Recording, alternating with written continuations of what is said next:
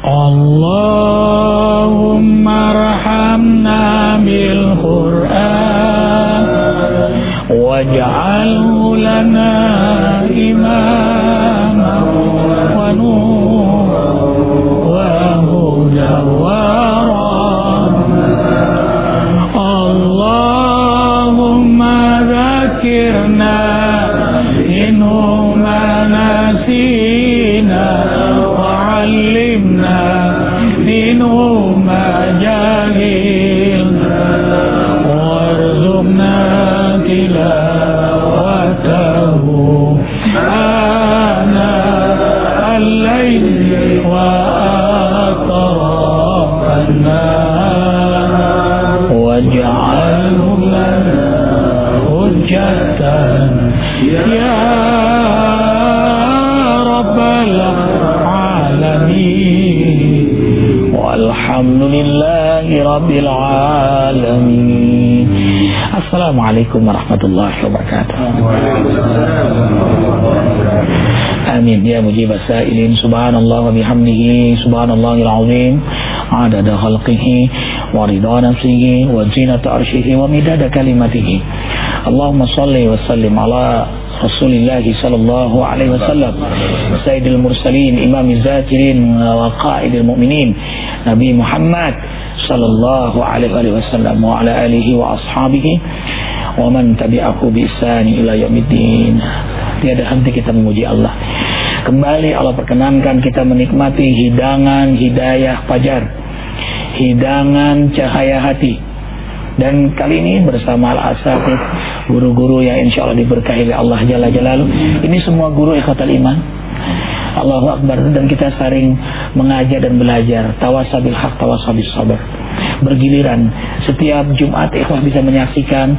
Kemarin beliau jadi murid, sekarang jadi guru. Nah, ini Ustadz Iwan sekarang jadi murid, nanti beliau yang akan ngajar kita. Kunu rabbaniyin bima kuntum tu'allimun al-kitab wa bima kuntum tadrusun. Jadilah generasi rabbani yang mengajar dan terus belajar. Tidak ada cara yang paling baik untuk terus meningkatkan keilmuan dan keimanan kita kecuali terus mengajar dan belajar. Bahkan belajar yang terbaik juga mengajar. Kali ini kita bersama Ustadz Haji Muhammad Muslim Farid. Beliau ini seorang hafal Al-Quran.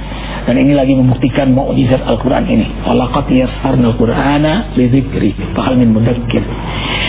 Penelitian terakhir ternyata otak kita, saraf otak kita itu sesuai dengan huruf-huruf Al-Quran. Jadi sudah ada catakannya di otak itu. Maka pantaslah anak kecil bisa menghafal Al-Quran. Dan saraf mata, ternyata saraf mata ini sesuai dengan huruf-huruf Al-Quran. Makanya orang yang baca Al-Quran itu matanya sehat, mata kepalanya bercahaya, mata pikirannya, mata hatinya. Allahu Akbar. Dan inilah satu bukti bahwa ini mukjizat, bisa dihafal. Mana ada kitab yang diklaim suci yang bisa dihafal selain Al-Quran? Makanya mantan pendeta Moko Ginta mengadakan sayembara, siapa yang bisa hafal selain Al-Quran akan dikasih mobil oleh beliau, BMW. Subhanallah. Dan masih terbuka sampai sekarang. Ini menunjukkan mukjizat. Dan beliau adalah di antara hamba Allah yang menghafal Al-Quran. Beliau imam kita, juga jadi rujukan Arifin. Yang sering tanya Facebook, Twitter Arifin, dalil-dalil. Ini Arifin temukan dalilnya, di mana surah dan ayatnya. Beliau yang menjawab. Ustaz, Al-Quran sebagai pedoman, tolong jelaskan kepada kami. Assalamualaikum warahmatullahi wabarakatuh. Waalaikumsalam warahmatullahi wabarakatuh. Asadzal kiram dan pemirsa cahaya hati, insyaallah dalam rahmat dan bimbingan Allah Subhanahu wa taala. Al-Quran sebagai pedoman hidup kita, pembimbing dan hidayah buat kita semua. Dan Rasulullah sallallahu alaihi wasallam itu membuktikan dan mengamalkan. Bahkan ketika para sahabat bertanya kepada Aisyah radhiyallahu anha, bagaimana akhlak Rasulullah? Dia menjawab, karena khuluquhul Quran. Akhlak Rasulullah akhlak Al-Quran. Akhlak kepada Allah, beliau buktikan ketaatannya, hari-harinya selalu berjibaku dalam ketaatan kepada Allah Subhanahu wa taala. Wa hablum minan nas, dan akhlak kepada manusia, beliau pun buktikan dengan mengamalkan Al-Quranul Karim. Pantaslah kalau beliau mendapatkan julukan benar, kana khuluquhul Quran. Bagaimana akhlak beliau terhadap Allah Subhanahu wa taala? Tentunya beliau memberikan salah satu gambaran dalam surah Al-Anfal ayat 2, 3, 4, 5. Subhanallah, Allah Subhanahu wa taala memberikan pengertian dan karakter bagi mereka yang sungguh-sungguh beriman dan taat kepada Allah Subhanahu wa taala. Di antaranya adalah innamal mu'minun alladzina idza dzukirallahu wajilat qulubuhum. Sungguh jika dia benar-benar beriman kepada Allah, taat dan takwa kepada Allah, maka ketika dikumandangkan nama Allah, dia mendengar nama Allah, wajilat qulubuhum, bergetarlah hati dan jiwanya. Serta merta di mana dia mencari, di mana nama Allah dikumandangkan, dia sanggup meninggalkan dan menanggalkan semua aktivitas duniawinya, memburu cinta Allah, mencuri cinta Allah. Nah, inilah orang-orang beriman, dibuktikan dengan mengamalkan Al-Quran. Sungguh ikhwatal iman yang dirahmati Allah Subhanahu wa taala. Sampai beberapa sahabat, di antaranya adalah Sa'ad Al-Khudri, pernah suatu ketika beliau seusai sholat duhur kemudian pergi ke kebunnya, kebun kurma yang beliau miliki. Namun ternyata kumandang asar enggak dia dengar. Subhanallah, begitu pulang ternyata sholat asar sudah usai. Dia kemudian menemui Rasulullah dengan menangis, menyesal. Kemudian di hadapan Rasulullah beliau menginfakkan dan menghadiahkan semua milik kebun kurmanya. Karena apa? Inilah yang melalaikannya. Sungguh itulah gambaran bagi orang yang beriman, yang mengamalkan kandungan dan isi Al-Quran. Karena Al-Quran menjadi pembimbing dan hidayah. Kemudian sahabat Rasulullah Shallallahu Alaihi Wasallam Abdullah, ketika usai menunaikan sholat maghrib, pulang ke rumahnya, dia mengumandangkan dan melantunkan Al-Quran. Kumandang Isya, beliau nggak dengar, terlewatkan. Beliau kemudian keluar mencari di mana masjid dan musola. Dalam satu riwayat sampai 10 sampai 15 masjid dia cari dengan harapan mudah-mudahan masih ada sholat Isya yang berjamaah. Namun ternyata tidak satupun masjid dan musola yang ia jumpai, yang temui. Semua telah usai mengadakan sholat berjamaah. Kemudian dia melakukan sholat Isya sampai 27 kali. Dan peristiwa itu dengar Rasulullah Shallallahu Alaihi Wasallam. Apa yang dikatakan Rasul? Ya Abdullah, kalau sholat Isya yang kau lakukan 1000 rakaat pun tidak mampu dan bisa membandingi sholat Isya yang kau lakukan dengan berjamaah. Nangislah, tersungkurlah Abdullah ini. Sahabat satu lagi Abdullah bin Maktum, seorang yang a'ma, yang buta. Dia minta pernah datang kepada Rasulullah, minta rukhsah, dispensasi. Ya Rasul, aku ada seorang ibu buta yang a'ma seperti ini. Apakah aku harus datang ke rumah Allah? Padahal aku tidak ada orang yang mempapahku menuju ke sana. Apa kata Rasulullah? Hal sami'tan nida ya Maktum? Apakah engkau mendengar suara adzan Maktum? Apa siap Maktum? Sami itu ya Rasul, aku mendengar. La ilaha illallah. Rasul kemudian menjawab, tidak ada alasan bagimu. Itulah sebenarnya bukti ketakwaanmu, keimananmu kepada Allah Subhanahu wa taala akan terseleksi dengan engkau hadir dan datang ke rumah Allah. Sehingga Rasul kemudian menguraikan satu hadis, lau ya'lamun nas ma fi sholatil isya wa sholatil fajri la atahuma wal hadwa. Seandainya seluruh manusia mereka tahu apa yang mereka akan peroleh dan ia dapatkan ketika saat sholat Isya, sholat subuh berjamaah seperti ini di umatku, la atahuma wal hadwa, dalam keadaan merangkak sekalipun mereka akan datang dan hadir ke rumah Allah Subhanahu wa taala. Itu yang dibuktikan Rasulullah, hablum minallah. Bagaimana dengan hablum minan nas? Akhlaknya mulia. Sampai-sampai ada seorang Yahudi yang buta, yang tidak satupun mau dan ingin berteman dengannya. Semuanya mengabaikannya. Rasul tahu peristiwa itu dan tahu kenal orang itu. Kemudian beliau dekati, masakkan untuknya, menyuapinya hingga beliau wafat. Allahu Akbar. Kemudian beliau merujuk dalam surah An-Nahl untuk kita praktekkan dalam kehidupan kita sehari-hari. Kenapa An-Nahl? Lebah itu diabadikan dalam Al-Quran. Karena An-Nahl ternyata patut kita jadikan contoh dan cermin, ilustrasi buat kehidupan kita. An-Nahl yang pertama, dia sangat selektif di dalam memilih makanan. Dia tidak akan pernah mau mengkonsumsi atau memakan sesuatu kecuali yang baik. Sehingga apa?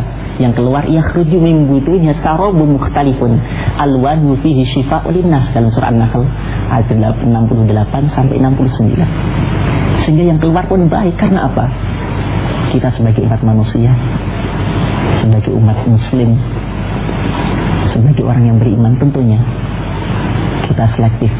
Kalau tidak halal maka kita tidak pernah kita makan. Sehingga yang keluar apa? Ucapan kita menjadi baik, perilaku kita menjadi benar, hati kita menjadi suci, bersih, tindakan kita insya Allah sesuai dengan ajaran dan Al-Quranul Karim. Lebah yang kedua, dimanapun kapanpun dihinggap, tak ada satu ranting pun yang patah. Kita sebagai orang yang beriman, sungguh kita diperintahkan Allah, jangan sampai dimanapun kapanpun, jangan sampai lidah ini, mulut ini tersakiti tetangga kita, saudara kita, perbuatan kita. Itulah ajaran yang senandung dalam Al-Quranul Karim. Indah sekali kalau kita benar-benar Al-Quran menjadi pedoman hidup kita. Sampai Rasulullah menyatakan, siapa orang Islam itu? Man salimal muslimuna min lisani wa yadihi, orang yang selamat dari kata-katanya, dari ucapannya, dari perbuatannya, sehingga orang nyaman, tentram ketika bertetangga dengannya, berteman dengannya. Allahu Akbar. Namun lebah yang ketiga, ikhwatal iman, jangan mencoba-coba untuk mengusik, apalagi mengganggu. Kalau kita mengusik, mengganggu, walaupun kita menyelam di dalam air 1 jam, 2 jam akan ditunggui. Umat Islam tidak pernah mencari lawan. Namun ternyata ketika terusik, agama kita diusik, syariat kita diobok-obok, ada orang yang mengaku bahwasanya mempunyai seorang nabi setelah Rasulullah SAW, pantaslah marah umat Islam ini. Inilah kita sebagai umat yang tunjukkan. Tapi marahnya pun untuk menyembuhkan, ya, untuk mengingatkan, untuk menyadarkan. Itulah lebah. Makanya sekarang ada pengobatan lebah. Tuh di Cibubur, pinggir tol ya, pengobatan sangat lebah. Arifin sudah 6 kali ikut pengobatan lebah. Subhanallah. Ternyata menyengatnya pun untuk, subhanallah, mulia sekali Habib Rizik Sihab. Menyengat beliau untuk mengobati masyarakat Indonesia ini yang sudah tidak peduli lagi membiarkan maksiat, kezaliman. Diingatkan sekali, 2 kali, 3 kali, baru beliau sengat. Tujuannya apa? Untuk menyembuhkan penyakit sosial masyarakat ini. Subhanallah, obat itu yang dimakan bagus, yang dikeluarkan bagus, kalau diganggu nyengatnya bagus. Bukan, bahkan sahid tuh, dia kalau sudah nyengat sekali mati. Makanya Rasul SAW bersabda, masalul mu'min kannahal. Perumpamaan orang beriman tuh kayak lebah, nggak disebut kayak semut. Semut tuh bagus sih, suka silaturahim. Cuma kadang-kadang kelemahan semut, dia mengumpulkan di luar batas kecukupan dirinya. Jadi sukanya hobinya numpuk tuh semut. Nggak disebut lagi masalul mu'min kal jamus kal baqarah. Enggak. Hobinya makan mulu, kegedean jadinya. Ya, jadi bagus banget mukmin di situ. Ternyata begitu dia syahid, luar biasa. Mati syahid dia rela. Untuk itu dia rela. Dicaci dia rela. Wala yakhafuna laumatal laim. Yujahiduna fi sabilillah wala yakhafuna laumatal laim. Orangnya itu, orang mukmin itu seperti nahl. Dia berani berjihad, berani menyerang dalam rangka membela harkat izzah Islam, dalam rangka menyelamatkan. Kemudian, dan tidak takut celaan orang mencela. Dia tahu dengan konsekuensi ini akan dicela. Dzalika fadlullah yu'ti man yasha. Itulah karunia Allah buat lebah itu. Tentu karakter mukmin. Kemudian lebah itu punya manajemen yang luar biasa. Dia tuh ada yang ratunya kerjanya ngelahirin terus, ada yang jaga, ada yang bikin sarang, kompak banget. Dan kajasadil wahid, benar-benar utuh satu tubuh, kompak sekali. Kenapa ada orang yang punya ada atraksi lebah bisa banyak pada tubuh dia? Aman tuh, selama dia tidak mengganggu satu pun lebah itu. Coba aja pencet satu teriak, semua serentak memburu. Itu hebatnya lebah. Allahu Akbar, pantaslah kayak lebah. Ma faratna fil kitab min syai'. Tidak kami tinggalkan sesuatu pun dalam Al-Quran. Semuanya mencakup aspek kehidupan. Dan kita akan geleng-geleng kepala kalau sudah terus mengkaji Al-Quran ya Ustaz. Tidak habis-habisnya ada buku Lautan Samudra Al-Fatihah. Itu nggak berhenti-hentinya. Tafsir di sini terbuka lagi. Nggak habis-habisnya. Makin kagum kita kepada Allah. Makin kita baca bukannya jenuh, malah tambah cinta. Kita paling banyak baca Al-Quran, paling banyak yang kita baca Al-Fatihah. Nggak ada yang jenuh, 17 kali sehari. Antum bisa mudah begitu menghafal Al-Quran karena antum memang menjaganya sesuai dengan postur tubuh antum. Postur yang tawadu, rendah hati. Allahu Akbar. Beliau saum ya, kecuali kalau diajak makan rame-rame ya Ustaz. Apalagi lele. Wah, subhanallah. Ini karunia Allah, ikhwah. Beliau menjaga dari banyak nonton televisi, kecuali acara dakwah Cahaya Hati apalagi ya. Cuma sayangnya kita harus ke masjid nih ya. Subhanallah, Allahu Akbar. Terima kasih Ustaz. Mudah-mudahan semua kita menjadikan Al-Quran sebagai pedoman. Kita beli, kita baca, kita pelajari, kita belajar, kita pahami, kita amalkan, kita ajarkan, dan kita terus dakwahkan setelah kita sungguh-sungguh mengamalkannya. Khairukum man ta'allama al-Qur'an wa 'allama. Orang yang terbaik di antara kalian kata Nabi Muhammad sallallahu alaihi wasallam yang belajar Al-Qur'an dan mengajarkannya. Nah, kita belajar lalu mengajarkannya. Inilah kebahagiaan orang-orang beriman, selalu ingin menjadi terbaik di hadapan Allah dan Rasulnya. Terima kasih Ustaz Haji Muhammad Muslim Farid. Oh iya, jangan lupa, beliau juga pemain badminton yang hebat. Orang takut nyemes karena beliau hafal Quran, takut kualat. Terima kasih. Wabillahi taufiq wal hidayah. Wassalamualaikum warahmatullahi wabarakatuh. Allahumma rahamna bil Quran waj'alhu lana